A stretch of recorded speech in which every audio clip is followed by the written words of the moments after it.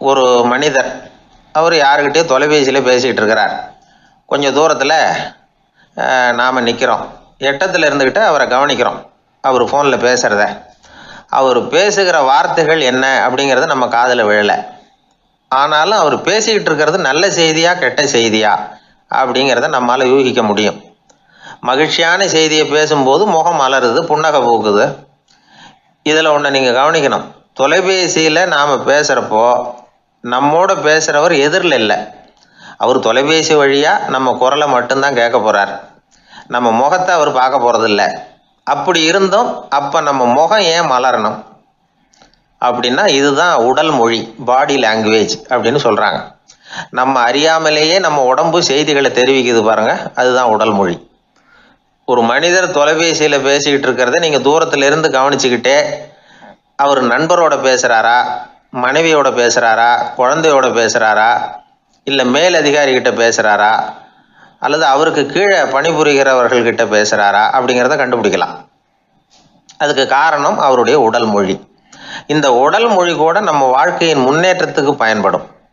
இதை பற்றியெல்லாம் கூட சில நிபுணர்கள் ஆராய்ச்சி பண்ணி பார்த்துருக்குறாங்க. அவங்க சில விவரங்களை சொல்கிறாங்க. குறிப்பாக ஒருத்தர் தன்னுடைய நாற்காலியில் கிட்டத்தட்ட படுத்துக்காத குறையாக உட்காந்துருக்கிறாருன்னு வச்சுக்கோங்க. எதிர இருக்கிறவர் பேசுறது அவருக்கு பிடிக்கலன்னு அர்த்தமா. தலையை சொரிஞ்சிக்கிறது, வேறு வேறு திசைகளில் பார்க்குறது, கொட்டாவி விடுறது, கால்களை மாற்றி போட்டு உட்கார்றது, களைப்பா கை விரல்களை அப்படியே பின்னிக்கிறது, அடிக்கடி கடிகாரத்தை பார்க்குறது, இப்படிலாம் ஒருத்தர் பண்ணிக்கிட்டு இருக்கிறாருன்னா நாம் கூடிய சீக்கிரம் அந்த இடத்த விட்டு எழுந்திரிச்சு வந்துடுறது நல்லது. ஏன்னா இதெல்லாம் அவருடைய சலிப்பு, சோர்வு, ஆர்வமின்மை இதுக்கு அடையாளங்கள். நம்முடைய பேச்சு அவரை சலிப்படைய வச்சுட்டுதுன்னு அர்த்தம். அவர் ரொம்பவும் சோர்ந்து போயிட்டாருன்னு பொருள். நம்முடைய பேச்சில் அவருக்கு ஆர்வம் இல்லைன்னு அர்த்தம். அதே நேரத்தில் நாற்காலியின் நுனியில் அமர்ந்து உடலை முன்னுக்கு நகர்த்தி எதிர இருக்கிறவரின் கண்களை பார்த்துக்கிட்டே பேசினாலும் சரி அல்லது பேச்சை கேட்டாலும் சரி, உங்கள் பேரில் மற்றவங்களுக்கு உள்ள பிடிப்பு அதிகரிக்கும். நாம் எப்படிப்பட்டவருங்கிறத நம்ம உடம்பும் நடை உடை பாவனையும் அடுத்தவங்களுக்கு காட்டி கொடுத்துரும். உங்கள் உடம்பு, உங்கள் பார்வை, நடை, உட்கார்ற விதம், இதை வச்சுக்கிட்டே நீங்கள் பொறுப்புள்ளவரா, முரடரா, அலட்சியமானவரா, மரியாதை தெரிஞ்சவரா, அடக்கமானவரா, நம்பிக்கைக்கு உரியவரா, நாணயம் இல்லாதவரா, பயந்தவரா, திறமைசாலியா, அப்பாவியா அப்படிங்கிறதையெல்லாம் கண்டுபிடிச்சிடலாம். அதனால் இந்த உடல் மொழியை புரிஞ்சுக்கிட்டு நம்மளை கொஞ்சம் சரிப்படுத்திக்கிட்டோம்னா வாழ்க்கையில் சுலபமாக பல காரியங்களை சாதிக்க முடியும். ஒரு மனநல மருத்துவமனை, அங்கே ஒருத்தர் ஒரு நாற்காலியில் உட்காந்துக்கிட்டு கார் ஓட்டுறது மாதிரி அப்படி பாவனை பண்ணிகிட்டு இருந்தார். ஸ்டியரிங்கை திருப்புறது மாதிரி, பின்னாடி வர்ற வண்டியை நிற்க சொல்கிறது மாதிரி, அப்புறம் இவர் ஒதுங்கிக்கிட்டு அவருக்கு வழி விடுறது மாதிரி, இப்படிலாம் சேட்டைகள் பண்ணிக்கிட்டு இருந்தார் மனநல மருத்துவமனையில். இதை பார்த்துக்கிட்டு இருந்த ஒருத்தர் பக்கத்தில் இருந்த இன்னொருத்தர்கிட்ட கேட்டார், இவர் ஏன் இப்படி பண்ணுறாரு, இவருக்கு ஏன் அப்படி வந்தது நிலைமை அப்படின்னு சொல்லி அவர் விசாரித்தார். அப்போ அவர் விவரம் சொன்னார். வேற ஒன்றும் இல்லைங்க, இவருக்கு கார் ஓட்டணும்னு ஆசை ரொம்ப காலமாக, அது நிறைவேறாமல் போயிட்டுது. அதுக்கப்புறம் அவர் மனநோயாளியை மாறிட்டார். இங்கே அழைச்சிட்டு வந்தாங்க. இங்கே அழைச்சிட்டு வந்ததுலேருந்து அப்படி தான் பண்ணிகிட்டு இருக்கிறார். அவர் கார் ஓட்டுறது மாதிரிலாம் பாவனை பண்ணிகிட்டு இருப்பார், திருப்புறது மாதிரி பண்ணுவார், பின்னாடி வர்றவங்களுக்கு இடம் விடுவார், இப்படிலாம் செய்கிறார் அப்படின்னு விவரம் சொன்னாங்க. நீங்கள் சொல்லப்படாதா, இப்போ நீங்கள் கார் ஓட்டலை, வெறும் நாற்காலியில் தான் உட்காந்துருக்குறீங்க அப்படின்னு நீங்கள் சொல்லப்படாதா அவருக்கு அப்படின்னு கேட்டாங்க. அது முடியாதுங்க, ஏன்னா அந்த காரை கழுவுறதுக்காக அவர் தினமும் எனக்கு 10 ரூபா கொடுத்துக்கிட்டு இருக்கிறார் அப்படின்னாராம் அங்கே வேலை செஞ்சுக்கிட்டு இருந்த ஒருத்தர். அதனால் வாழ்க்கையில் நாம் இந்த உடல் மொழியை புரிஞ்சுக்கணும்.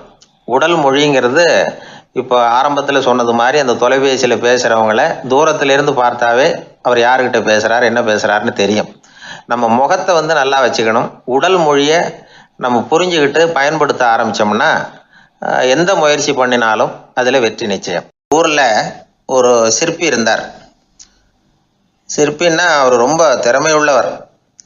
அதாவது எங்கேயாவது ஒரு கல் கிடந்தால் போதும், அதை அப்படியே எடுத்துகிட்டு வருவார். கொஞ்ச நாள் கழித்து அவர் இடத்துக்கு போய் பார்த்தா அழகாக ஒரு சிற்பம் உட்காந்துருக்கும்.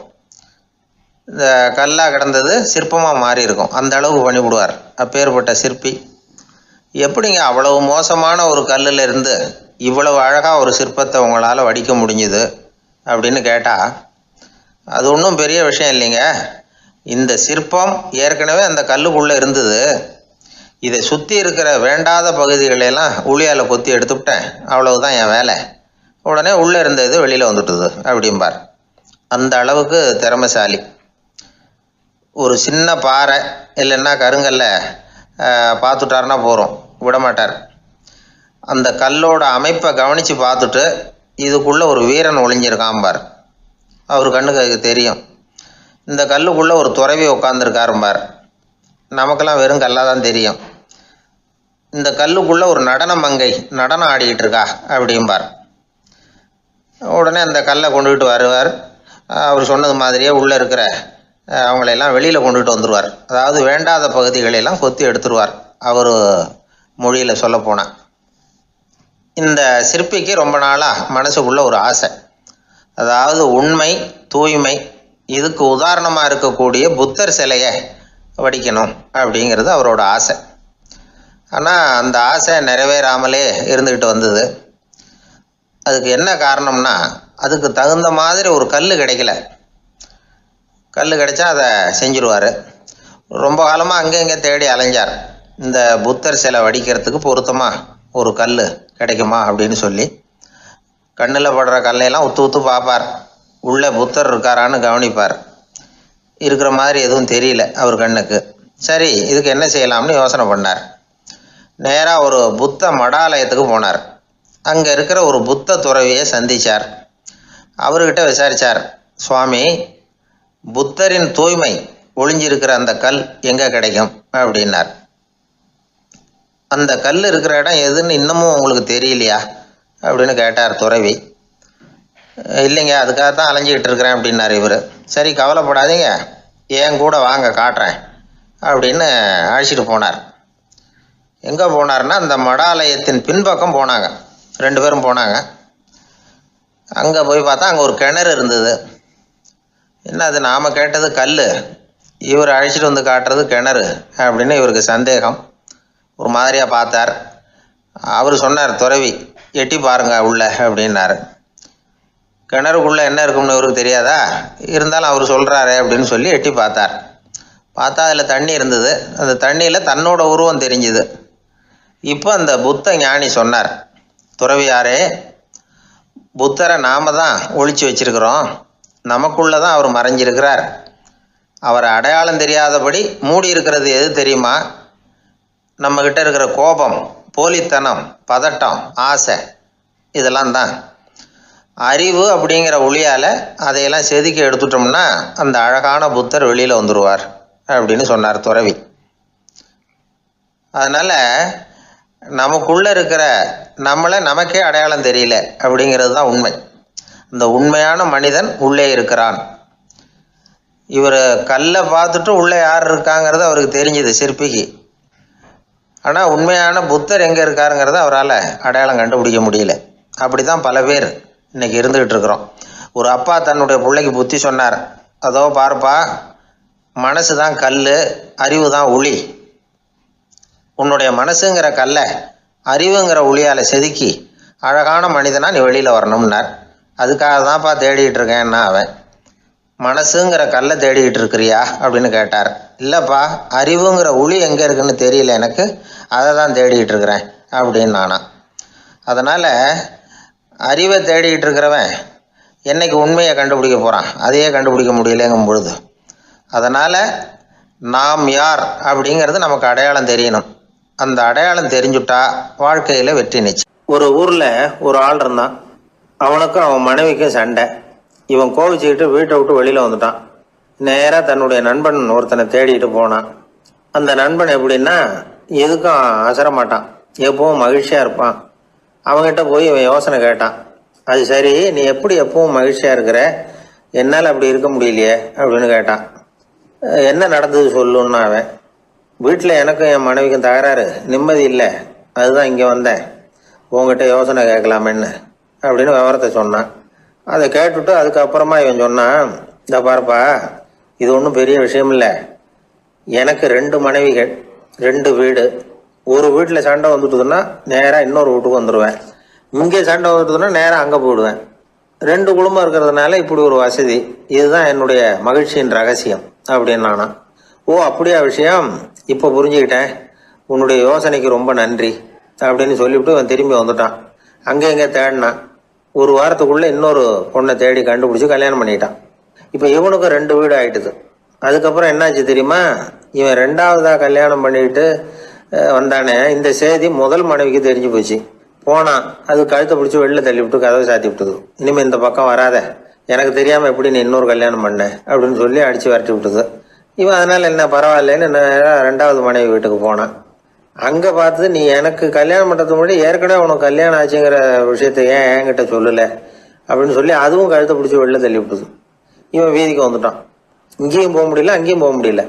என்ன இது, அவன் சொல்லி கொடுத்த யோசனை ஒன்றும் சரியாக வரலையே அப்படின்னு யோசனை பண்ணிக்கிட்டே நடந்தான். வழியில் ஒரு பாழடைஞ்ச மண்டபம். சரி, இன்னைக்கு ராத்திரி இங்கேயே படுத்துருவோம், வேற எங்கேயும் போய் படுத்துவங்க முடியாது, அதான் 2 பேரும் விரட்டி விட்டாங்களே, என்ன பண்ணுறது அப்படின்னு சொல்லி அந்த மண்டபத்தில் போய் ஒரு தூணில் ஓரமாக சாஞ்சி உக்காந்தான். அப்போ எதிர்த்தாப்புல இன்னொரு தூண் ஓரமாக யாரோ அசைகிறது மாதிரி தெரிஞ்சுது, லேசான இருட்டில். யாரப்பா அது அப்படின்னு கிட்ட போய் பார்க்குறான். அப்புறம் தான் தெரியுது, அவன் யார் தெரியுமா, இவனுக்கு யோசனை சொன்னான்ல 2 கல்யாணம் பண்ணிக்கணும்னு சொல்லி, அவன் அங்கே படுத்து கிடக்குறான். டேய் நீ எப்படிறா இங்கே வந்த அப்படின்னா, 2 வீட்லேயும் சண்டை வந்துட்டுது, அதுதான் இங்கே வந்தேன், படுத்து தூங்கலாமேன்னு அப்படின்னா. 2 வீடு இருக்கிறது சௌரியம்னு என்கிட்ட சொன்னியப்பா அப்படின்னா இவன். நான் அப்படி சொன்னதுக்கு ஒரு காரணம் உண்டுன்னா அவன். என்னடா காரணம்னு கேட்டான். அது வேற ஒன்றும் இல்லை, தினமும் ராத்திரி இல்லை இந்த மண்டபத்தில் தனியாக படுக்கிறதுக்கு எனக்கு பயமாக இருந்தது, எனக்கு ஒரு துணை தேவைப்பட்டது, அதுக்காக தான் உங்ககிட்ட அப்படி ஒரு யோசனை சொன்னேன். இப்போ நீ வந்ததுனால எனக்கு துணை கிடச்சிட்டுது, இப்போ நம்ம 2 பேரும் துணையாக இங்கே படுத்துக்கலாம், நீ அந்த தூணில் சாஞ்சிக்கோ, நான் இந்த தூணில் சாஞ்சிக்கிறேன் அப்படின்னு சொல்லி படுத்து தூங்க ஆரம்பிச்சிட்டானோ. அதாவது நம்ம வாழ்க்கையில் முடிவுகள் எடுக்கிற விஷயத்தில் இந்த ஆள் மாதிரி தான் பல பேர் நடந்துக்கிறோம் அப்படிங்கிறார். அதாவது உலக புகழ்பெற்ற மனோதத்துவ மேதை ஸ்காட் பெக் அப்படிங்கிறவர். அதாவது வீட்டுக்கு தேவையான பொருள்கள் வாங்குறதுலேருந்து கல்யாணம் பண்ணுறது, வீடு கட்டுறது வரைக்கும் அடுத்தவங்க பேச்சை கேட்டு வீணா போகிறவங்க தான் அதிகம். அறிவுரை கேட்கறதுல தப்பு இல்லை, ஆனால் அதுக்கப்புறம் அதை பற்றி சரியாக சிந்திச்சு பார்க்கறது இல்லை, அதுதான் தப்பு. சில பேர் அறிவுரை சொல்கிறதுலேயே ரொம்ப தெளிவாக இருப்பாங்க. ஏன் சார் 2 சம்சாரத்தோட குடும்பம் நடத்துறது ரொம்ப கஷ்டமானு கேட்டாராம் ஒருத்தர். அது எனக்கு தெரியாதுங்க அப்படின்னாராம் அவர். ஏன்னு கேட்டிருக்கார். ஏன்னா எனக்கு 3 சம்சாரம் அப்படின்னாராம் அவர். எனக்கு ஒரு நண்பர், அவர் ஒரு வழக்கறிஞர். ஒரு நாள் அவர்கிட்ட பேசிக்கிட்டு இருந்தேன். அப்போ கேட்டேன், ஏன் சார் நீங்கள்லாம் கோர்ட்டில் வாதாடுறப்போ கருப்பு நிற அங்கி அணியிறீங்களே, அதுக்கு என்ன காரணம், சட்டத்துக்கும் கருப்பு கலருக்கும் என்ன சம்பந்தம் அப்படின்னு கேட்டேன். அது ஒரு சுவாரஸ்யமான கதைன்னார் அவர். சொல்லுங்களேன் அப்படின்னு அவர் சொன்னார். கிபி 1694 வருஷத்தில் இங்கிலாந்து அரசி 2வது மேரிங்கிறவர் இறந்து போனார். அந்த ராணியோட கணவர் 3ஆம் வில்லியம், அவரு ஒரு உத்தரவு போட்டாராம், அரசியோட மறைவுக்கு அனுதாபம் தெரிவிக்கிற வகையில் வழக்குரைஞர்கள் எல்லாரும் கருப்பு நிற அங்கி அணியணும் அப்படின்னு. அன்னைக்கு ஆரம்பித்த அந்த பழக்கம் அதுக்கப்புறம் மாறவே இல்லையாம், இன்னைக்கும் தொடருது. வழக்குரைஞர்கள்லாம் முதல்ல கருப்பு அங்கி மட்டும்தான் அணிஞ்சாங்களாம். அதில் ஒரு சின்ன சங்கடம், ஏற்கனவே உடம்பு கருப்பாக இருக்கிறவங்க அதுக்கு மேலே கருப்பு ட்ரெஸ் வேறு போட்டுக்கிட்டா முகம் பளிச்சுன்னு தெரியாது இல்லையா, அதனால் முகம் பளிச்சுன்னு தெரியறதுக்காக அவங்கெல்லாம் வெள்ளை நிற பட்டி அணிய ஆரம்பித்தாங்களாம். இப்படி தான் இங்கிலாந்தில் அந்த பழக்கம் ஆரம்பமாயிருக்குது. அந்த சமயத்தில் இந்தியாவை ஆண்டது பிரிட்டிஷ்காரங்க தானே, அதனால் இங்கேயும் அந்த பழக்கம் அப்படி நடைமுறைக்கு வந்துட்டுது. அதே மாதிரி சர்ச்சிலின் மூதாதையரான மார்ல்பரோ பிரபுவின் ஞாபகார்த்தமாக நீதிபதிகள் இந்த வெள்ளை குள்ளாய் அணிகிற முறை பழக்கத்துக்கு வந்துதான். இதுதான் என்னுடைய நண்பர் சொன்ன தகவல். இங்கிலாந்தில் நீதிமன்றம்ங்கிறது ரொம்ப மதிப்புள்ளது, அந்த அளவுக்கு சட்டத்துக்கு அங்கே மரியாதை. அங்கே நடந்த ஒரு சுவாரஸ்யமான நிகழ்ச்சியை ஒரு சகோதரி எழுதி அனுப்பியிருந்தாங்க. அவங்க அப்பா நீதித்துறையை சேர்ந்தவரா, அவர் சொன்னதான் இது. அவங்க எழுதி அனுப்பியிருந்த விஷயம் என்னென்னா, அங்கே ஒரு கேஸில் ஒரு முக்கியமான தீர்ப்பு வழங்க வேண்டியிருக்குது. ஜட்ஜு, பாரட்லா படித்த பெரிய பெரிய வக்கீல்கள், ஜூரி எல்லாருமா கூடி அந்த கேஸை பற்றி விவாதிக்கணும். சுமாராக 40 பேர். இதுக்காக கோர்ட்டு ஹாலில் விசேஷ சேம்பரில் நுழையிறதுக்கு முன்னாடி அவங்கெல்லாம் தங்களுடைய கோட்டு தொப்பி எல்லாத்தையும் கழட்டி அங்கே நின்றுக்கிட்டு இருந்த ஒரு அட்டெண்டர்கிட்ட கொடுத்துட்டு உள்ளே போனாங்க. அந்த ஆள் படிக்காதவர். அவர் ஒவ்வொருத்தர் கொடுக்குறதையும் வாங்கி அங்கே அப்படியே ஒரு இடத்துல அடுக்கி வைக்கிறார். அப்படியே வாங்கி உள்ளே வச்சுக்கிட்டு இருக்கிறார் ஒவ்வொரு இடத்துல. அது அவரோட வேலை. உள்ளே போன ஜட்ஜி, வக்கீல், ஜூரி எல்லாரும் ரொம்ப நேரமாக அந்த கேஸை பற்றி விவாதிக்கிறாங்க. ஒரு நாள் பூரா ஆயிட்டுது. அவ்வளவு தீவிரமாக அக்கு வேறு ஆணி வேறையா பிச்சு உதறி இருக்கிறாங்க. ஒரு வழியாக 13 மணி நேரம் கழித்து வெளியில் வந்திருக்கிறாங்க. ஒவ்வொருத்தராக வர வர அந்த அட்டெண்டரும் அவங்கவுங்க கோட்டு தொப்பியை அவங்கக்கிட்ட எடுத்து ரொம்ப மரியாதையாக திருப்பி கொடுத்துக்கிட்டு இருக்கிறார்.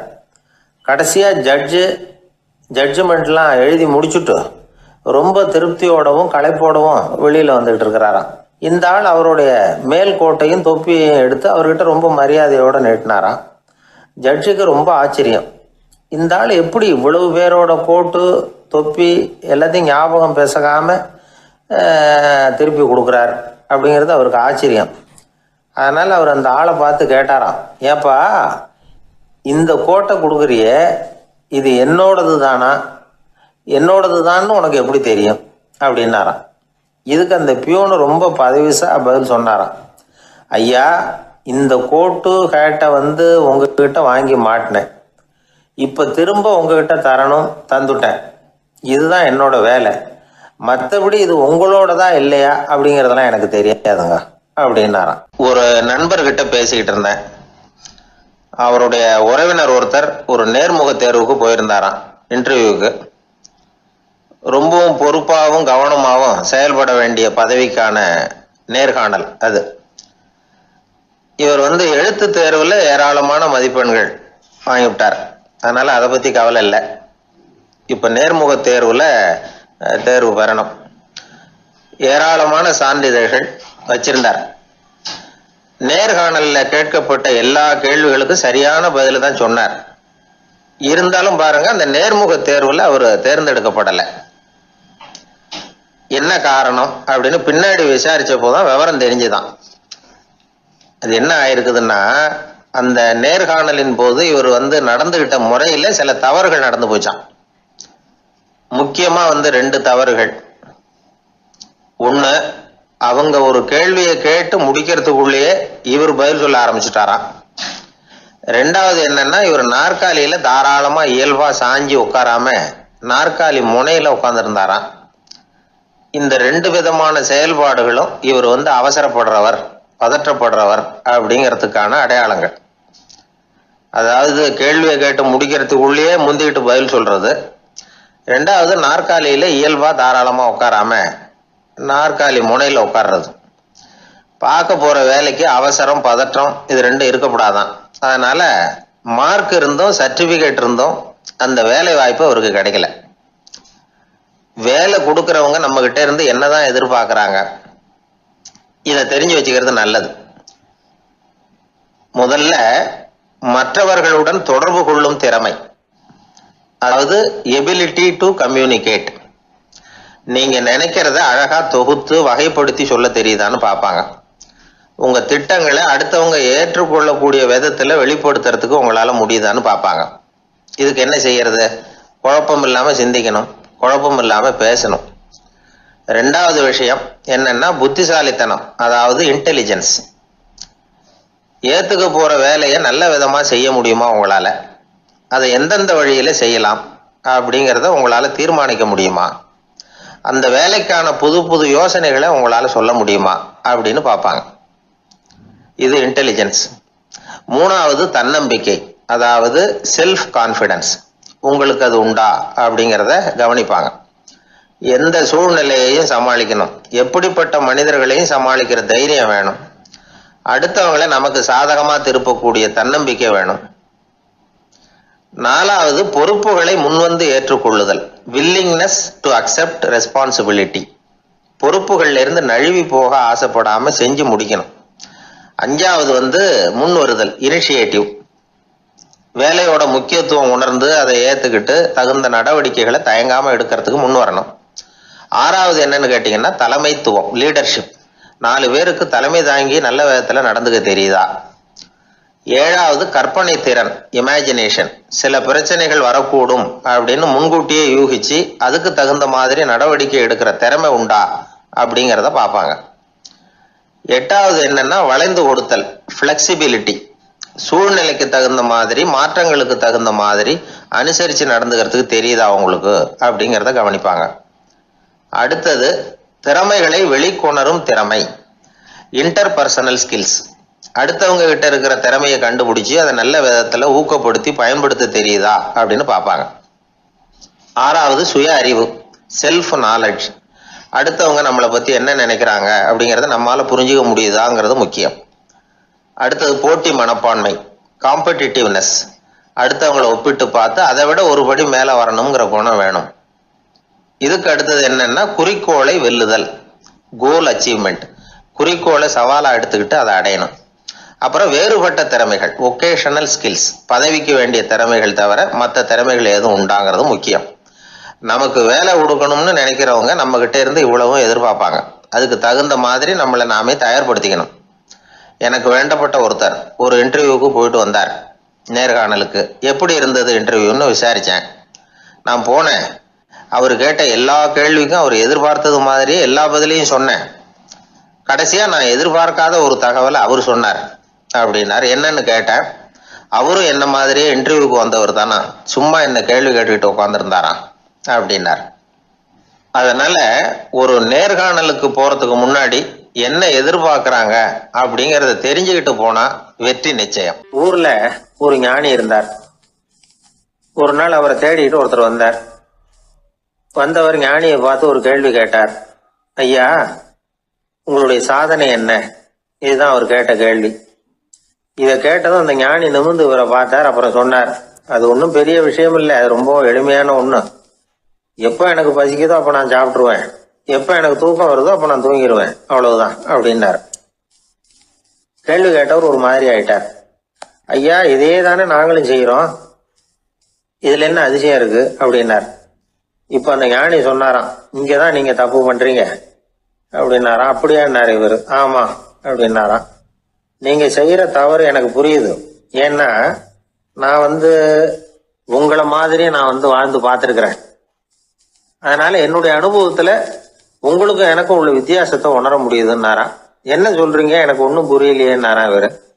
இத பாருங்க, சாப்பிடுறதுங்கிறது நாம ரெண்டு பேருக்கும் பொதுவான ஒரு காரியம்தான். ஆனா நீங்க சாப்பிடுறதுக்கும் நான் சாப்பிடுறதுக்கும் வித்தியாசம் இருக்கு அப்படின்னாராம். என்ன வித்தியாசம்னு கேட்டிருக்கார். நீங்க பசி இல்லாத பொழுது சாப்பிடுறீங்க, இப்போ சாப்பிடுற நேரம் வந்துட்டுது அப்படிங்கிறதுக்காக சாப்பிடுறீங்க. சாப்பாடு ருசியா இருக்கு அப்படிங்கிறதுக்காக சாப்பிடுறீங்க. எது தேவைங்கிறது தெரியாம சாப்பிடுறீங்க. அது மாதிரி தூக்கமும் உங்களுக்கு ஒரு பழக்கமா போட்டுது. இப்போ இது தேவையா இல்லையா அப்படிங்கிறத பத்தி நீங்க யோசிச்சு பாக்குறது இல்ல.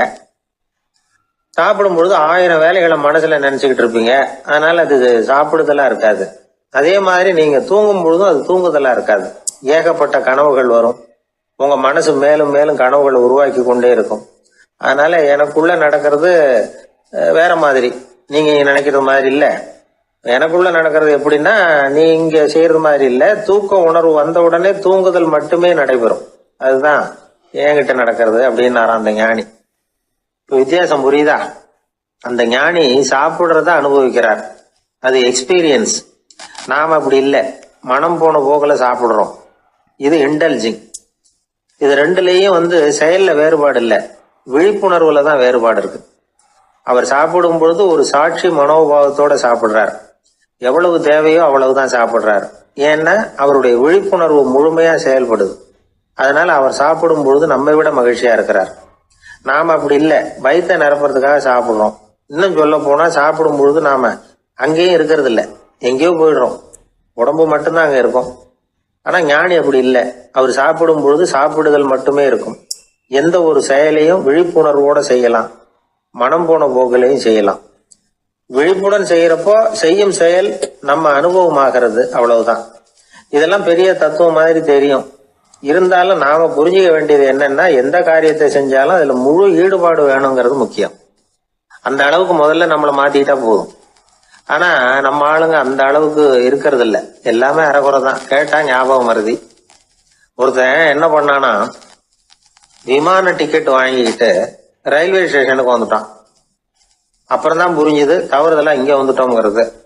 உடனே அவசரமா விமான நிலையத்தை நோக்கி ஓடி இருக்கிறான். அங்க போய் கவுண்டர்ல கேட்டிருக்கான், மேடம் நான் தவறுதெல்லாம் ரயில்வே ஸ்டேஷனுக்கு போயிட்டேன், இப்ப விமானத்தையும் தவற விட்டுட்டேன் அடுத்த ஃப்ளைட்டில் எனக்கு இதை மாற்றி தர முடியுமான்னு கேட்டிருக்கான். முடியாதுன்னாங்களாம் அந்த அம்மா. ஏன்னு கேட்டானா, ஏன்னா இப்போ நீங்கள் வந்திருக்கிறது பஸ் ஸ்டாண்டு அப்படின்னாங்களாம். சீடன் வெளியூர் புறப்படுறதுக்கு தயாராக இருந்தான். ரொம்ப தூரம் போக போகிறான். திரும்பி வர நாளாகும். புறப்படுறதுக்கான ஆயத்த வேலைகளில் ஈடுபட்டிருந்தான். அந்த சமயம் பார்த்து இன்னொரு சீடன் அவங்கிட்ட வந்தான். நம்ம குரு உன்னை அழைச்சிட்டு வர சொன்னார் வா அப்படின்னு கூப்பிட்டான். இவன் உடனே புறப்பட்டு போனான். குருநாதரை பார்த்தான். அவர் காலில் விழுந்து வணங்கினான். வணங்கிவிட்டு எழுந்திரிச்சான். அவ்வளவுதான். குரு ஏதாவது உபதேசம் பண்ணுவாருன்னு எதிர்பார்த்தான். ஆனால் நடந்தது என்ன தெரியுமா? குரு அவனுக்கு ஓங்கி ஒரு அடி கொடுத்தார். எதிர்பாராம இந்த அடியை வாங்கினதும் அந்த சீடன் அதிர்ந்து போயிட்டான். பக்கத்தில் இருந்த மற்ற சீடர்களும் திகைச்சு போய் நின்றுட்டாங்க. அடி வாங்கின சீடனுக்கு மனசுக்குள்ள குழப்பம். நாம என்ன தப்பு பண்ணணும்? புறப்படுற நேரத்துல இப்படி குரு கிட்ட அடி வாங்குற மாதிரி ஆயிட்டுதே அப்படின்னு நினைச்சு மனசுக்குள்ள ரொம்ப வேதனைப்பட்டான். கொஞ்சம் துணிச்சலை வரவழைச்சுக்கிட்டு குருநாதர்கிட்டயே கேட்டுட்டான். சுவாமி, நான் என்ன தப்பு பண்ணினேன்? என்னை இப்படி அடிச்சுட்டீங்களே. ஒரு வார்த்தை கூட உங்களை எதிர்த்து நான் பேசினது இல்லையே. இவ்வளவு காலமா உங்க விருப்பத்துக்கு விரோதமா ஒரு காரியம் கூட நான் செஞ்சது இல்லையே. வந்ததும் வராததுமா ஒண்ணுமே சொல்லாம என்ன அடிச்சுட்டீங்களே. குருவே, நான் செஞ்ச குற்றம் தான் என்ன அப்படின்னு கண்ணீரோட பரிதாபமா கேட்டானா அந்த சீடன். ஆனா அந்த குரு முகத்துல கொஞ்சம் கூட கோபம் இல்லை. அவர் சிரிச்சுக்கிட்டே நின்றுகிட்டு இருந்தாராம். அதுக்கப்புறம் சொன்னாராம், என்னுடைய அருமை சீடனே, நீ ஒரு தவறும் பண்ணல. நான் உன்னை அடிச்சது நீ ஏதோ தப்பு பண்ணிவிட்டேங்கிறதுக்காக இல்லை. நீண்ட பயணம் போக போறேன். ஞாபகமா ஏதாவது கொடுத்து அனுப்ப வேணாமா? நீ ஞானம் பெற்ற பிறகுதான் திரும்பி வர போறேங்கிறது எனக்கு தெரியும். அதுக்கு பிறகு உன்னை வந்து அடிக்க முடியுமா? அதனால இப்ப கிடைச்சிருக்கிற இந்த வாய்ப்பை பயன்படுத்திக்கிட்டேன். அப்போதைக்கு இப்பவே அடிச்சுட்டேன், அவ்வளவுதான், வேற ஒண்ணும் இல்லை அப்படின்னாராம். குரு சிரிச்சுக்கிட்டே இப்படி சொல்றார். இருந்தாலும் இதுவும் ஒரு உபதேசம் தான். அதிர்ச்சிகளால விழிப்படைய வைக்கிறதும் ஒரு வழிதான். இது ஜென் வழி. பெரும்பாலும் அதிர்ச்சியின் மூலமாகவே ஞான தரிசனத்தை அருள்கிறவர்கள் தான் ஜென் குருமார்கள். நம்ம தியானம் தான் ஜென்.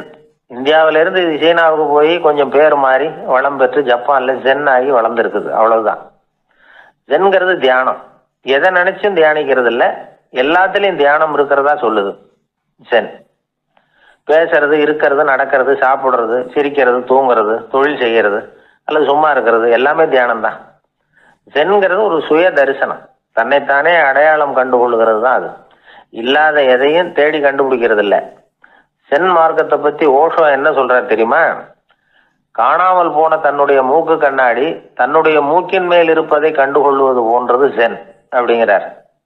நம்மால் இன்னொருத்தர் முகத்தை ரொம்ப நேரமா உத்து பார்த்துக்கிட்டு இருந்தார். என்ன பாக்குறீங்கன்னாரு அவரு. நீங்க போட்டிருக்கீங்களே மூக்கு கண்ணாடி, அதை தான் பாக்குறேன்னாரு இவரு. நீங்க அப்படி பாக்குறதுக்கு விசேஷ காரணம் ஏதாவது உண்டான்னு கேட்டார் இவர். உண்டுன்னார். என்னன்னு கேட்டார். நேத்திக்கு காணாம போன என்னோட மூக்கு கண்ணாடி அது அப்படின்னாராம் இவர். ஒருத்தன் தன்னுடைய நண்பனை வழியில பார்த்தான். என்னப்பா லெட்டர் போட்டுனே கிடைச்சதா அப்படின்னா. ஓ கிடைச்சதேன்னா அவன். இவன் உடனே ஏன்டா போய் சொல்ற, நான் உனக்கு லெட்டரே போடலை, சும்மா தான் கேட்டேன், உடனே கிடைச்சிட்டுதுங்கிறிய அப்படின்னா. லெட்டர் போட்டேன்னு நீ போய் சொல்றப்போ அது கிடைச்சதுன்னு நான் போய் சொல்லக்கூடாதா அப்படின்னானா அவன். இப்படிப்பட்டவங்க சில பேர் இருந்தா கூட இன்னைக்கு கடிதம் மூலமா தொடர்பு கொள்ளாதவங்க இருக்கவே முடியாது. அந்த அளவுக்கு அது அவசியமான ஒன்னாயிட்டுது. இந்த அஞ்சல் அட்டைகள் எப்படி ஆரம்பமாச்சு தெரியுமா? ஆஸ்திரியா நாட்டுல ஒரு பேராசிரியர் இருந்தார். அவர் பேர் இம்மானுவேல் ஹெர்மன். அவர் ஒரு நாள் ஒரு பத்திரிகையில கட்டுரை எழுதினாராம். இது நடந்தது 1869. அவர் எழுதின கட்டுரையில மக்கள் அதிகம் செலவு இல்லாம ஒருத்தருக்கு ஒருத்தர் தகவல் பரிமாறிக்கிறது எப்படி அப்படிங்கிறத பத்தி எழுதியிருந்தார். அதுக்கு சில யோசனைகளை அவரே எழுதியிருந்தாராம். எப்படின்னா, அந்த கட்டுரையை எல்லாரும் படிச்சு பார்த்துருக்குறாங்க. அவர் சொன்ன யோசனைகள் என்னன்னு. அது அரசாங்கத்தின் கவனத்துக்கு அது போச்சான். ஆகா, இது அவர் சொல்ற யோசனை நல்லா இருக்கும் போல் இருக்கு அப்படின்னு அவங்களே நினைச்சிருக்கிறாங்க. அவ்வளவுதான். உடனே அந்த யோசனையை நடைமுறைக்கு கொண்டுகிட்டு வந்தாங்களாம். பேராசிரியர் இம்மானுவேல் ஹெர்மனின் யோசனைப்படி அச்சடிச்ச அரசு முத்திரையோட அரசாங்கம் அஞ்சல் அட்டைகளை வெளியிட ஆரம்பிச்சுதான். 1869 அக்டோபர் 7ஆம் தேதி இது நடந்திருக்கு. உலகின் முதல் அஞ்சல் அட்டை வெளிவந்த நாள் அது. அப்பதான் அதுக்கு பேர் என்ன தெரியுமா? அதாவது கரஸ்பாண்டிங் கார்டு அப்படின்னு பேராது. அதுக்கப்புறம் என்ன ஆச்சுன்னா உடனடியாக அமெரிக்காவிலேயே இது மாதிரியான கார்டுகளை வெளியிட ஆரம்பிச்சிட்டாங்க. அங்கே இதுக்கு என்ன பேர் தெரியுமா? Postal card. அதுக்கப்புறம் 1870 இங்கிலாந்துலேயும் இதை வெளியிட்டாங்களாம். அதை வெளியிட்ட முதல் நாள் அன்னைக்கு என்ன நடந்தது தெரியுமா? மக்கள்லாம் ஏதோ நியாய விலை கடையில் நிற்கிறது மாதிரி பெரிய பெரிய கியூ வரிசையில் நின்று இதை வாங்கினாங்களாம். நம்ம நாட்டில் முதல் அஞ்சலகம் 1927 கல்கத்தாவில் ஆரம்பமாயிருக்கு.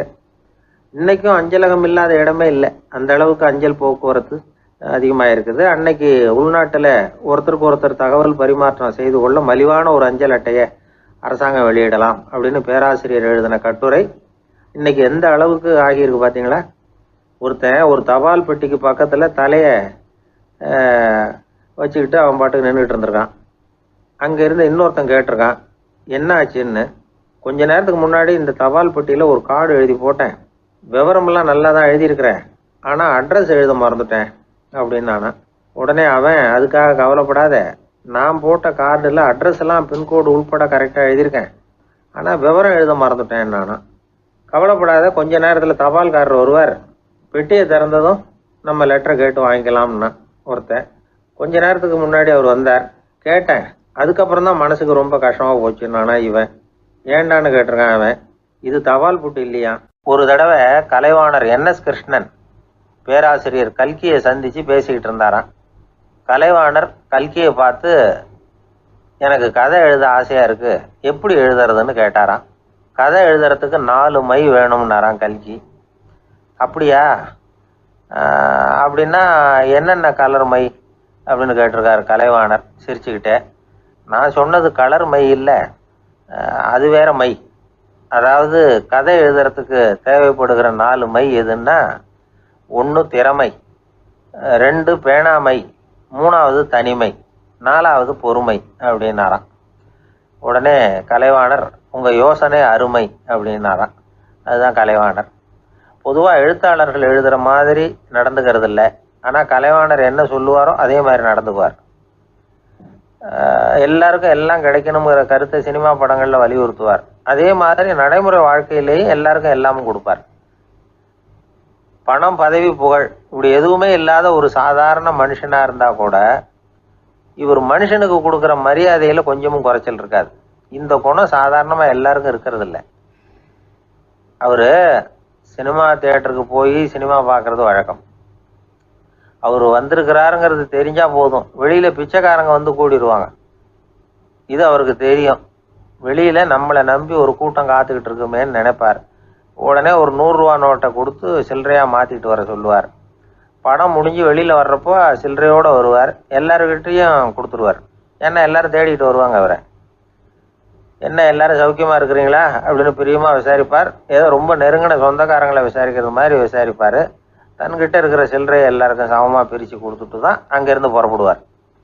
ஒரு நாள் அது மாதிரி புறப்படுற சமயத்தில் ஒரு சின்ன பையனுக்கு சில்லறை எதுவும் கிடைக்கல கொடுக்கறதுக்கு. இது கலைவாணருக்கு தெரியாது. காரில் ஏறி புறப்பட்டு போயிட்டார். அந்த பையன் காரை பிடிச்சிக்கிட்டு பின்னாடியே ஓடிச்சாந்துருக்கிறான். ஐயா, நீங்களே இல்லைன்னு சொன்னால் நான் என்ன பண்ணுறது, இன்னைக்கு பட்னி தான், அம்மாவுக்கு வேற உடம்பு சரியில்லை அப்படின்னு கத்திக்கிட்டே ஓடியாந்தானா. கலைவாணர் கவனிச்சுட்டார். உடனே காரை நிறுத்த சொன்னார். இறங்கினார். அந்த சின்ன பையனை கட்டி பிடிச்சிக்கிட்டு, என்னை மன்னிச்சுக்கப்பா, நான் கவனிக்காமல் வந்துட்டேன் அப்படின்னு சொல்லி அழ ஆரம்பிச்சிட்டாராம். இன்னொரு தடவை இதே மாதிரி ஒரு தியேட்டர்லேருந்து வெளியில் வந்திருக்கிறார். ஒரு ஆள் அவர்கிட்ட வந்து நின்றுருக்கார். அவர் கொடுக்கறதுக்கு இவர்கிட்ட பணம் இல்லை. பணம் இல்லையாப்பா அப்படின்னாராம். உங்ககிட்டயே இல்லையா அப்படின்னாராம் அவர். கலைவாணருக்கு மனசு ரொம்ப சங்கடமாக போச்சு. உடனே புறப்பட்டு வீட்டுக்கு போனார். அங்கே இங்கே தேடி பார்த்து அங்கேருந்த கொஞ்சம் நெஞ்ச சில்லறை எடுத்தார். காரு டிரைவரை கூப்பிட்டார். தியேட்டர் வாசலில் நின்றுக்கிட்டு இருந்த ஆசாமியோட அங்க அடையாளங்களை சொன்னார். காரை எடுத்துகிட்டு போய் அந்த ஆளை கண்டுபிடிச்சி இந்த காசை கொடுத்துட்டு வா அப்படின்னு அனுப்பி வச்சாராம். பிச்சை போடுறதுக்காக காரை அனுப்புனதாக வேற யாரை பற்றியாவது நீங்கள் கேள்விப்பட்டிருக்கிறீங்களா? அவர் ஒரு வித்தியாசமான மனிதர், வித்தியாசமான கலைஞர். கலைவாணரோட சகோதரர் கல்யாணம் நடந்தது. அதில் தியாகராஜ பாகவதர் கச்சேரி முடிஞ்ச உடனே அதில் சம்பந்தப்பட்ட கலைஞர்களுக்கெல்லாம் கலைவாணர் பரிசுகள் கொடுக்குறார். அந்த கச்சேரியில் கடம் வாசித்தவருக்கு மட்டும் மற்ற எல்லாருக்கும் கொடுத்ததை விட பெருசாக ஒரு வெள்ளி கோப்பையை பரிசாக கொடுத்தாராம். மற்றவங்களுக்கெல்லாம் சின்னதாக கொடுத்துட்டு கட வித்துவானுக்கு மட்டும் பெருசா பரிசு கொடுக்குறீங்களே ஏன்னு கேட்டிருக்கிறாங்க. அதுக்கு கலைவாணர் விளக்கம் கொடுத்தாராம். இப்பெல்லாம் ரயிலில் கூட்டம் அதிகங்கிறது உங்களுக்கு எல்லாருக்கும் தெரியும். இந்த வித்துவான் இவ்வளவு பெரிய மண்பானைய ரயில்ல ரொம்ப பத்திரமா உடையாம ரொம்ப தூரத்துல இருந்து கொண்டு வந்திருக்கிறாரே, அது என்ன சாமானியமான காரியமா? அவரோட அந்த சாமர்த்தியத்தை பாராட்டுறதுக்காக தான் அவருக்கு இவ்வளவு பெரிய பரிசு அப்படின்னாராம். அறிவில் சிறந்தவர்கள் ஆண்களா பெண்களா? என்னுடைய நண்பர் ஒருத்தரை பார்த்து நான் கேட்ட கேள்வி இது. அவர் மெதுவா தன்னுடைய தலையை சொரிஞ்சுக்கிட்டே சொன்ன பதில், அதுல என்ன சார் சந்தேகம், அவங்க தான் அப்படின்னார். அனுபவ அடிப்படையில் அவர் இப்படி சொல்றார். அறிவியல் அடிப்படையில் பார்க்குறவங்களும் இப்படி தான் சொல்றாங்க. இயற்கையின் நோக்கம் இனப்பெருக்கம், இதில் பெண்களின் பங்கு அதிகம். அதனால இயற்கையே பெண்களுக்கு பல சலுகைகளை கொடுத்துருக்குது, சக்தியை கொடுத்துருக்குது. இப்போ வெளிநாடுகளில் இதை பற்றியெல்லாம் நிறைய ஆராய்ச்சி பண்ணி பார்த்துருக்குறாங்க, புள்ளி விவரங்கள்லாம் வெளியிட்டிருக்கிறாங்க. ஆண் குழந்தைகளை விட பெண் குழந்தைகள் முன்னாடியே பேச ஆரம்பிச்சுடுறாங்களாம். அது மட்டும் இல்லை, அதிக எண்ணிக்கையில் வார்த்தைகளை கற்றுக்கிறாங்களாம். அப்புறம் பலவிதமான வாக்கிய அமைப்புகளை அமைச்சு பேசுறதுலையும் பெண் குழந்தைகள் முன்னாடியே ஆரம்பிச்சுடுறாங்களாம். இதெல்லாம் சீக்கிரமாக செய்கிறது பெண் குழந்தைகள் தான். சம வயதுள்ள ஆண் குழந்தைகள் பெண் குழந்தைகள் இவங்களை வச்சு சோதனைகள் பண்ணி பார்த்துருக்குறாங்க. அதாவது ஒரே வயசுள்ள ஆண் குழந்தை பெண் குழந்தை இதெல்லாம் வச்சு அவங்கக்கிட்ட ஒரே கேள்வியை பல விதமாக கேட்கறது, ஒரே செய்தியை வேற வேற கோணங்கள்லேருந்து விளக்குறது, தவறு இல்லாமல் பேசுறது, வேகமாக படிக்கிறது, எழுதுறது, புரிஞ்சுக்கிறது, இப்படி இதை பற்றிலாம் எத்தனையோ சோதனைகள்லாம் செஞ்சு பார்த்துருக்குறாங்க. அப்படி பார்த்ததில் என்ன தெரிஞ்சதுன்னா, அதில் எல்லாம் ஆண் குழந்தைகளை விட பெண் குழந்தைகள் 1.5 மடங்கு அதிக திறமை உள்ளவங்களாக இருக்கிறாங்களாம். இன்னொரு மொழியை கற்றுக்கிறது, பேசுறது, எழுதுறது, இது கூட பெண்களுக்கு சுலபமாக வருதான். 2 மொழிகளை மாற்றி மாற்றி பேசுறது, மொழிபெயர்க்கிறது, இப்படிலாம் கூட சோதனை பண்ணி பார்த்துருக்குறாங்க. இதுலேயும் பெண்களுக்கு தான் அதிக திறன். சரி, இதை விடுங்க. புள்ளி வச்சு கோலம் போடுறது, அதில் இருந்து இந்த கை கடிகாரங்களில், கம்ப்யூட்டர்களில் நுண்ணிய பாகங்களை பொருத்துறது, இது வரைக்கும் பெண்கள் தான் திறமையாக செயல்படுறாங்க அப்படிங்கிறது அந்த சோதனை முடிவு.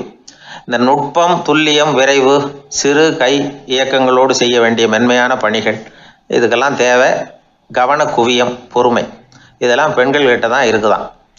அமெரிக்காவில் இன்னொரு சோதனை கூட செஞ்சு பார்த்துருக்குறாங்க. பெண்களின் மூக்கு மோப்ப உணர்வு, இதெல்லாம் எப்படின்னு பார்த்துருக்குறாங்க. பெண்கள் அதிக எண்ணிக்கையில் வாசனைகளை பிரித்து கண்டுபிடிச்சி விடுறாங்களாம். ஆண்களால் அந்த அளவுக்கு முடியலையாம். சரி, காது எப்படின்னா செவிப்புலன் உணர்வும் பெண்களுக்கு தான் அதிகமாக. ஒரு கும்பல், அதில் பலவிதமான சத்தம், அதுக்கு இடையில் இந்த குரலோட தொனி, ஏற்ற இறக்கம், இதை வச்சு பேசுகிற ஆளை கண்டுபிடிச்சிடுறாங்களாம். ஒரு கூட்டத்தில் தன்னுடைய வீட்டுக்காரர் எங்கே இருக்கார், பிள்ளைகள் எங்கே இருக்காங்க அப்படிங்கிறதெல்லாம் பெண்கள் சீக்கிரமாக கண்டுபிடிச்சி விடுறாங்களாம். இன்னொரு விஷயம், ஒரு பொருளை பார்த்த உடனே அது என்னென்னு அடையாளம் கண்டுக்கிறது, அதை மனசில் பதிய வச்சுக்கிறது, அப்புறமா இன்னொரு சந்தர்ப்பத்தில் அது எங்கே இருந்தது அப்படின்னு சரியாக ஞாபகப்படுத்திக்கிறது, இது மாதிரி சோதனைகள்லாம் கூட பெண்கள் தான் முன்னணியில் இருக்கிறாங்க. ஒரு சராசரி சூழ்நிலையில் ஆண்களை விட அதிகமான எண்ணிக்கையில் புன்னகை புரிகிறது, சிரிக்கிறது பெண்கள் தானா. அதிகமாக தோழமை உணர்வோடு பேசுகிறதும் அவங்க தானா. 2 பெண்கள் பேசிகிட்டு இருக்கிறதையும் பாருங்கள், அதே மாதிரி 2 ஆண்கள் பேசிகிட்டு இருக்கிறதையும் பாருங்கள். ஆண்கள் ஒரு அடி தள்ளியே நின்று பேசிகிட்டு இருப்பாங்க. மருத்துவர்களை எடுத்துக்கொள்ளுங்கள், அதாவது சிரிச்ச முகத்தோட நோயாளிகள்கிட்ட பரிவோடு பேசுறதுல பெண் டாக்டர்கள் தான் அதிகம். இதுவரை சொல்லப்பட்டது எல்லாமே அறிவியல் பூர்வமான செய்திகள். அதனால் இளம் பெண்கள் வாழ்க்கையில் சோர்வடைய தேவையில்லை. இயற்கையே நமக்கு சாதகமாக இருக்குது, எல்லாம் முடியும் நம்மால அப்படிங்கிறத அவங்க புரிஞ்சுக்கணும். ஒரு பையன் தன்னுடைய அப்பா அம்மா திருமண ஆல்பத்தை புரட்டிக்கிட்டே இருந்தான். அப்புறம் அம்மாகிட்ட கேட்டான், அம்மா இது யார் சின்ன வயசில் எடுத்ததா, இது என்னன்னு தெரியலையே, இந்த படத்தில் அழகாக மீசை வச்சுக்கிட்டு சிரிச்சுக்கிட்டு நிற்கிறது யார் அப்படின்னு கேட்டான். அதுதாண்டா அவங்க அப்பான்னாங்க அந்த அம்மா. அப்படின்னா இப்போ நம்ம வீட்டில் நரைச்ச தலையோடு அழுது வடிஞ்சிக்கிட்டு இருக்காரு ஒருத்தர், அவர் யாருன்னு கேட்டானா. இது பையனுடைய புத்திசாலித்தனம். பெண் பிள்ளைகள் அப்படி கேட்கறதில்ல.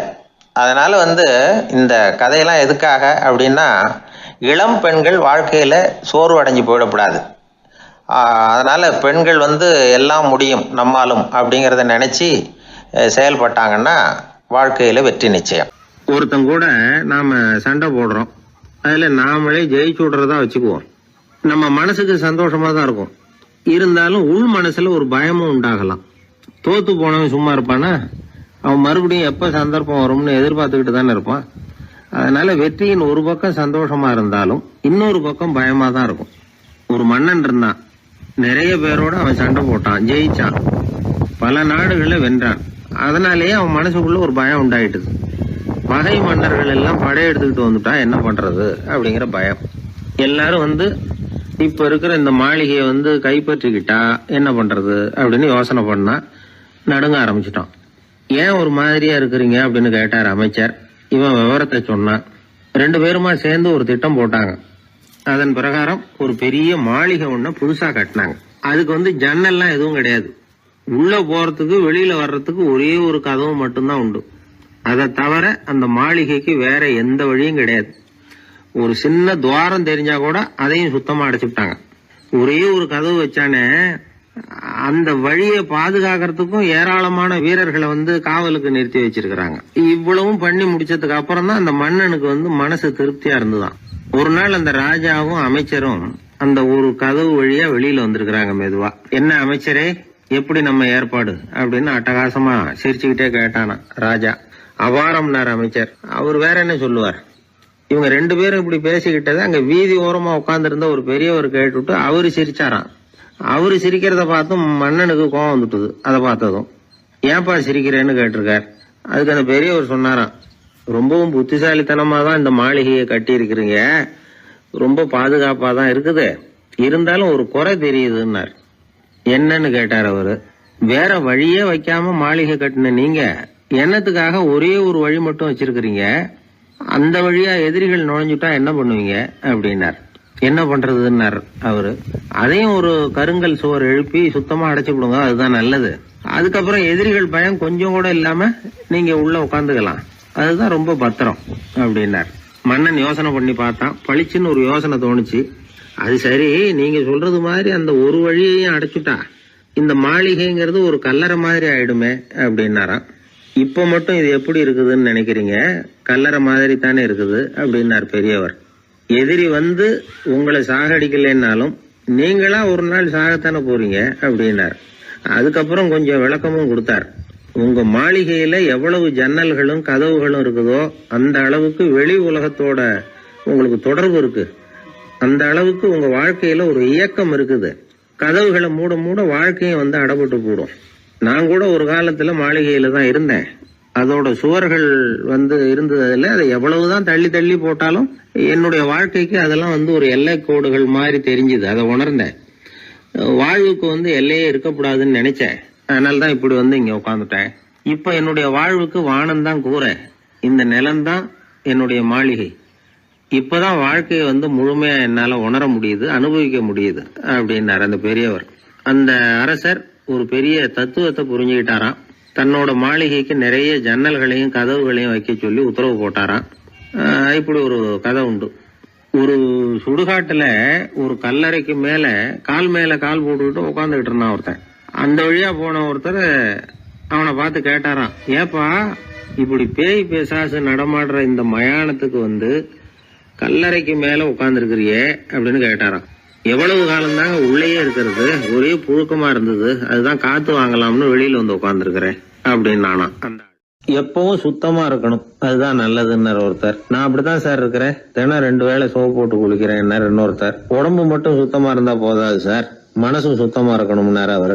மனசை சுத்தப்படுத்துறதுக்கு என்ன சோப்பு சார் போடலான்னு கேட்டாரு இவர். ஆன்மீகம்ங்கிற சோப்பு தான் அதுக்கு பொருத்தம்னாரு அவர். ஆன்மாவை மேம்படுத்துகிற ஒரு முயற்சி தான் ஆன்மீகம்ங்கிறது. அந்த முயற்சியை எப்படி பண்றது?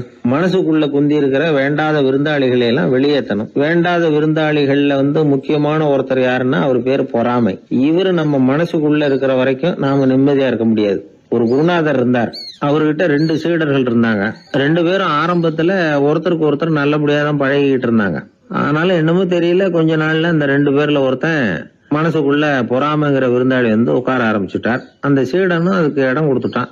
குரு கிட்ட தான் நல்ல பேர் வாங்கணும் அப்படின்னும் தன்னுடைய நண்பன் கெட்ட பேர் வாங்கணும் அப்படின்னு அவனுக்கு ஒரு ஆசை வந்துட்டுது. என்ன பண்ணலாம்னு யோசனை பண்ணான். ஒரு நாள் விடியற் காலையில எழுந்திருச்சான். நேரா குரு கிட்ட போய் அவர் முன்னாடி நின்னான். குருவே, என்ன பாருங்க, நான் எவ்வளவு சீக்கிரமா எழுந்திருச்சு குளிச்சு முடிச்சுட்டு உங்களை வணங்குறதுக்காக நிக்கிறேன். ஆனா அவன் இருக்கானே, இன்னமும் கண்ணு முழிக்கவே இல்ல, தூங்கிக்கிட்டே இருக்கிறான், தூங்கு மிஞ்சி அப்படின்னா. குருநாதர் நிமிந்து பார்த்தார். அப்படியா? அப்படின்னா நீயும் கூட அவன மாதிரியே தூங்கி இருந்தா நல்லா இருந்திருக்குமேன்னார் ரொம்ப பொறுமையா. என்னது, நாம எவ்வளவு தீவிரமா ஒரு விஷயத்த சொல்றோம், அதுக்கு நம்ம குருநாதர் ரொம்ப பொறுமையா இப்படி சொல்றாரு அப்படின்னு நினைச்சான். ஆச்சரியமா அவரை பார்த்தான். குருநாதர் சொன்னார், ஆமாப்பா, நீயும் தூங்கிக்கிட்டு இருந்திருந்தா அடுத்தவனை பத்தி குறை சொல்றதுக்கு இங்க வந்திருக்க வேண்டிய அவசியம் இருந்திருக்காது, அதனால அப்படி சொன்னேன் அப்படின்னாராம். சீடன் யோசிக்க ஆரம்பிச்சான். அர்த்தம் புரிஞ்சது. உடனே பொறாமைய மனசுல இருந்து தூக்கி எறிஞ்சுட்டானாம். மனசு சுத்தமாயிட்டுது. மனசுக்குள்ள இருந்து விரட்ட வேண்டிய இன்னொரு விருந்தாளி, அவர் பேர் கோபம். சினம் தன்னையே கொன்னுடும் அப்படிங்கிறார் வள்ளுவர். கோபத்துக்கு மனசுல இடம் கொடுக்காத சில பெரியவர்களும் உண்டு. ஒருத்தர் இருந்தார். அவர் ஒரு சமயம் கோதாவரி நதியில போய் குளிச்சுட்டு திரும்பி வந்துட்டு இருக்கிறார். ஒரு பெரியவர் வர்ற வழியில ஒரு மரத்து மேல உட்கார்ந்திருந்த ஒருத்தன் அவர் மேல துப்பி போடுறான். இவர் உடனே திரும்பி போய் மறுபடியும் குளிச்சுட்டு வர்றார். அப்பவும் துப்புறான். அவர் கோவப்படல, பேசாம மறுபடியும் திரும்பி போய் குளிச்சுட்டு வர்றாரு. இப்படி பல தடவை நடந்துகிட்டே இருக்குது. ஒரு கட்டத்துல இந்த ஆளு தோத்து போய் அவர் காலிலேயே விழுறான். ஆச்சரியப்பட்டு கேக்குறான், அது எப்படிங்க நீங்க கோவப்படாம இருக்கிறீங்களே, அது எப்படி அப்படின்னா, அதுக்கு அந்த பெரியவர் சொன்னாராம், நான் கோவப்பட்டிருந்தா என் மனசு அசுத்தமா இருக்கும். உடம்பு அசுத்தமானா குளிச்சு சுத்தப்படுத்திக்கலாம், மனசை அப்படி சுத்தப்படுத்த முடியாது, அது கொஞ்சம் கஷ்டம் அப்படின்னாராம். ஆக கூடி மனசு அசுத்தமாகாம பாத்துக்க வேண்டியது நம்ம கடமை. மனசை அசுத்தப்படுத்துற இன்னொரு விஷயம் சுயநலம். ஒரு சுயநலவாதி ஆத்துல விழுந்துட்டார், சுழல்ல சிக்கிக்கிட்டார். இன்னொரு சுயநலவாதி கரையில இருந்து இதை பார்த்தார். ஒரு கயத்தை தூக்கி போட்டு அதை புடிச்சுக்க சொல்லி கரையில இழுத்து காப்பாத்தினார்.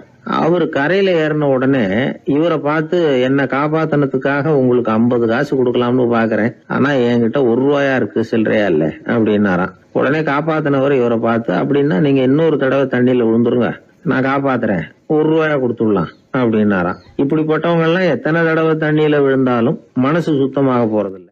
இந்த உலகத்துல 7 வகையான மனிதர்கள் இருக்கிறாங்களாம். டாக்டர் எட்வர்டு பாஷ் அப்படிங்கிறவர் சொல்றார், மனிதர்களோட மனோநிலை அடிப்படையில அவங்கள 7 வகையா பிரிக்கலாம்ங்கிறார் அவர். அது எப்படி தெரியுமா? முதல் வகை பயந்த குணம் உள்ளவர்கள். சார் ரொம்ப பயந்த சுபாவம், வீட்டுல கூட வாயை திறக்க மாட்டார், சாப்பிட போறப்ப மட்டும்தான் கொஞ்சம் வாயை திறப்பார் அப்படிங்கிறோம்ல, அவங்க எல்லாம் இந்த ரகம். 2வது வகை எப்படின்னா சஞ்சலப்படுகிறவர்கள், எதுக்கு எடுத்தாலும் கலக்கம் குழப்பம், இப்படியே காலம் தள்ளுறவங்க பல பேரை பார்த்திருப்பீங்க, அவங்க எல்லாம் இந்த ரகம். 3வது வகை எப்படின்னா யதார்த்த உலகை மறந்து கற்பனை உலகத்திலேயே மிதக்கிறவங்க. இளைஞர்கள், கவிஞர்கள், இப்படி பல பேர் இருக்கிறாங்க. எப்ப பார்த்தாலும் கற்பனை உலகத்திலேயே மிதந்துகிட்டு இருப்பாங்க. கிட்டத்துல போய் என்னங்க ஒரு மாதிரியா இருக்கிறீங்களே அப்படின்னு கேட்டு பாருங்க, ஒரு அற்ப புழுவை பாக்குறது மாதிரி உங்களை பார்ப்பாங்க. அதுவும் அந்த வானத்தின் நிலா என்னை வாவென்று அழைக்கிறது, எனக்கு விரைவில் ஒரு நாள் சிறகுகள் முளைக்கும், சிறகடித்து பறந்து செல்லுவேன், என் செல்ல நிலாவை கொஞ்சி விட்டு திரும்பி வருவேன், அப்படி இப்படின்னு பேச ஆரம்பிச்சிருவாங்க.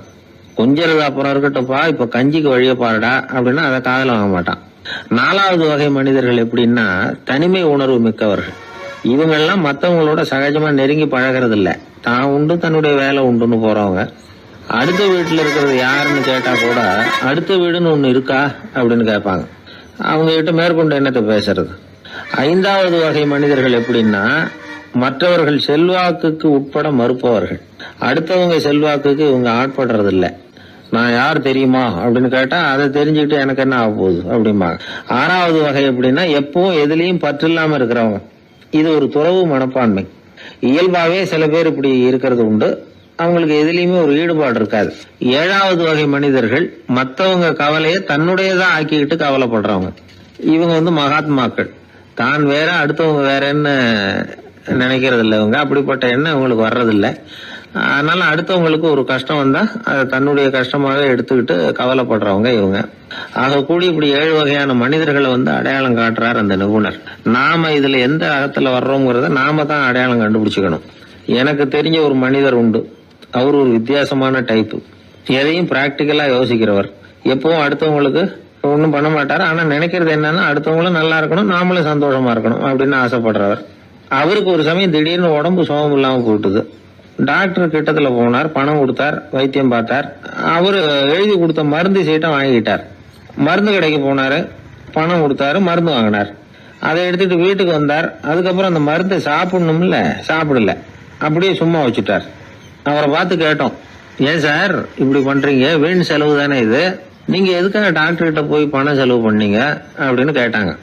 அதுக்கு சொல்றாரு, டாக்டர் வாழணும் இல்லையா அதுக்காக. சரி, அதுக்கப்புறம் என்னத்துக்கு மருந்து வாங்கினீங்க அப்படின்னு கேட்டா, மருந்து கடைக்காரர் வாழணும் இல்லையா, அதுக்காக அப்படின்னாரு. சரி, அப்புறம் ஏன் வாங்கின மருந்து சாப்பிடாம வச்சிருக்கிறீங்க அப்படின்னா, நான் வாழணும் இல்லையா அதுக்காக அப்படின்னாராம் அந்த ஆள். ஒரு பூங்கா, அங்க ஒருத்தர் நின்றுட்டு இருக்கிறார், ஏதோ ஆழ்ந்த யோசனையில இருக்கிறார். அந்த பக்கமா இன்னொருத்தர் வந்தார், இவரை கவனிச்சார். என்ன யோசனைன்னு கேட்டார். எப்படி எழுந்திருக்கிறதுன்னு யோசனை பண்ணிட்டு இருக்கிறேன்னாரு. அவர் கேட்டவருக்கு ஒரு மாதிரி ஆயிட்டுது. ஏற்கனவே நின்றுகிட்டு இருக்கிற ஒருத்தர் எப்படி எழுந்திருச்சு நிக்கிறதுன்னு யோசிக்கிறாருன்னா அது ஆச்சரியம் தானே. அதுக்கப்புறம் இவர் யோசிக்க ஆரம்பிச்சார், என்ன இவர் இப்படி பேசுறாரு அப்படின்னு. கீழே விழுந்தாதானே எழுந்திருச்சு நிக்க முடியும். எழுந்திருக்கணும்னு நினைக்கிறவங்க முதல்ல கீழே விழணும். இவர் முதல்ல கீழே விழணும், அதுக்கப்புறம் தான் எழுந்திருக்கிறது எப்படின்னு சிந்திக்க முடியும். இந்த உலகத்துல எல்லாருமே கீழே விழுந்து எழுந்தவர்கள் தான். இப்ப இந்த குழந்தை பருவத்துல கீழே விழாம நடைபயில கற்றுக்கிட்டவங்க யாராவது உண்டா? சின்ன வயசுல ஒரு தடவை கூட கீழே விழல சார், அப்படியே பிறந்தாரு வளர்ந்தாரு பெரியவர் ஆயிட்டார் அப்படின்னு யாரையும் சொல்ல முடியாது. மனுஷங்கிறவன் விழுந்து புரண்டு எழுந்துதான் நடக்க கத்துக்கிறான்.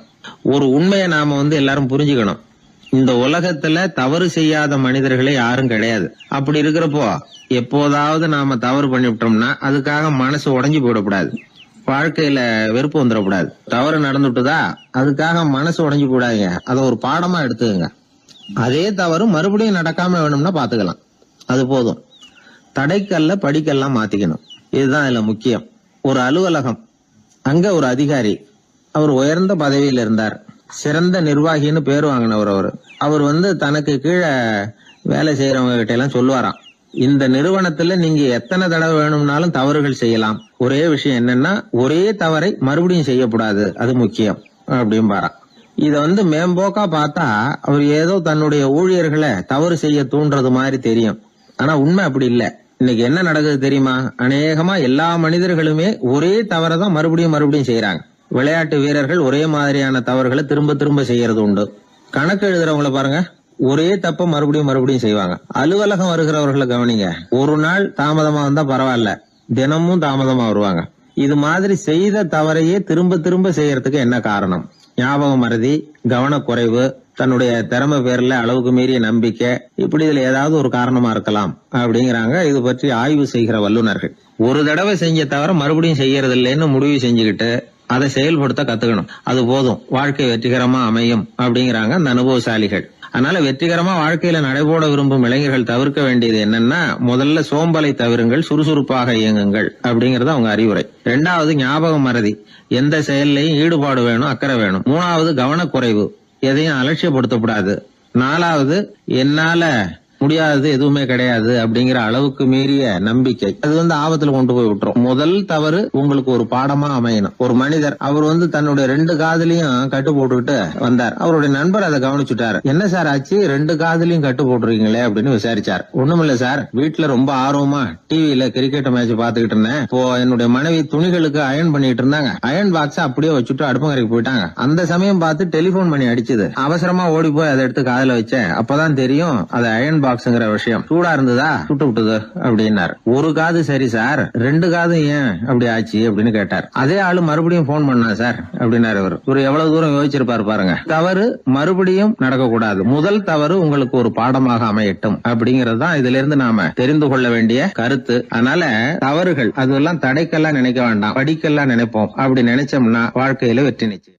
காசி தேசத்துல ஒரு வேடன் இருந்தானா, அவன் வழக்கம் போல காட்டுக்கு வேட்டையாட போயிருக்கிறான். ஒரு மானுக்கு நேரா குறி பார்த்து அம்பை விட்டுருக்கான். குறி தவறி போய் அந்த அம்பு ஒரு பெரிய மரத்து மேல போய் குத்திக்கிட்டுது. விஷம் தடவுன அம்பு, அதனால மரம் வீணா போயிட்டுது. அதுல இருந்த இலை காய் எல்லாம் உதிர ஆரம்பிச்சுட்டுது. கொஞ்ச நாள்ல அந்த மரம் பூரா காஞ்சி அப்படியே பட்டு போச்சு. அந்த மரத்துல ஒரு பொந்து, அதுல ஒரு கிளி ரொம்ப காலமா இருந்துகிட்டு இருக்குது. அந்த மரம் நல்லபடியா வளமா இருந்த காலத்துல நிறைய பறவைகள் அதுல தங்கி இருந்தது. மரம் காய ஆரம்பிச்சதும் அந்த பறவையெல்லாம் யோசிக்க ஆரம்பிச்சது, சரி இனிமே இந்த மரம் நமக்கு சரிப்பட்டு வராது, வேற இடம் பார்க்க வேண்டியதுதான் அப்படின்னு நினைச்சு ஒவ்வொன்னா பறந்து போக ஆரம்பிச்சுட்டுது. கடைசியில தங்கி இருந்தது அந்த ஒரு கிளி மட்டும்தான். அது அந்த மரத்தை விட்டுட்டு எங்கேயும் போறதுக்கு பிரியப்படல. ஏன்னா அதுக்கு அந்த மரத்து மேல அவ்வளவு அன்பு.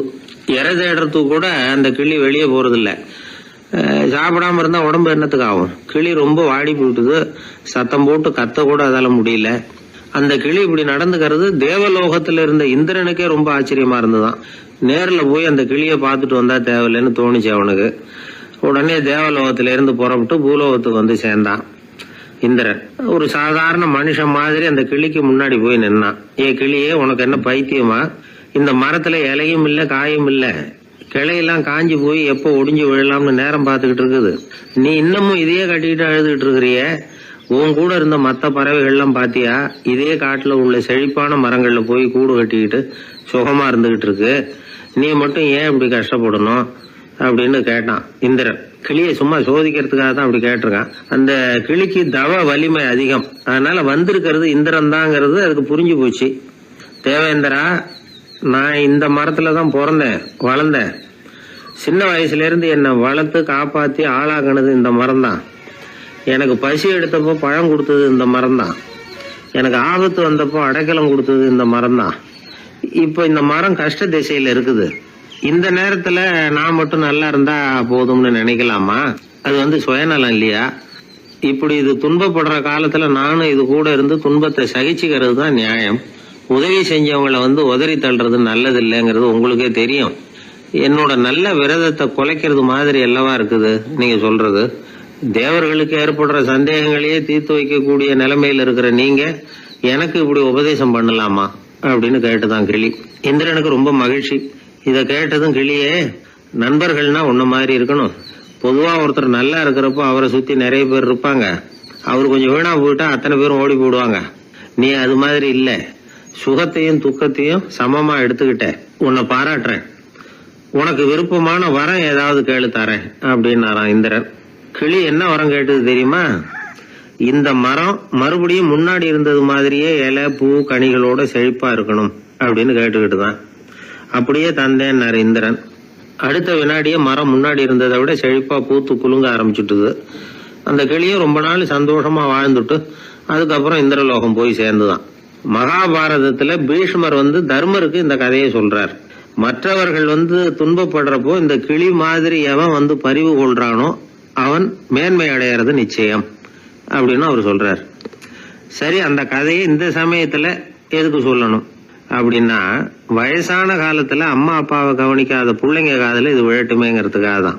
மத்தவங்க துன்பப்படுறப்போ பரிவு காட்டினாலே அந்த அளவுக்கு மேன்மை கிடைக்கும்னா, பெத்தவங்க துன்பப்படுறப்போ பரிவு காட்டினா எந்த அளவுக்கு மேன்மைங்கிறத நினைச்சு பார்க்கணும்.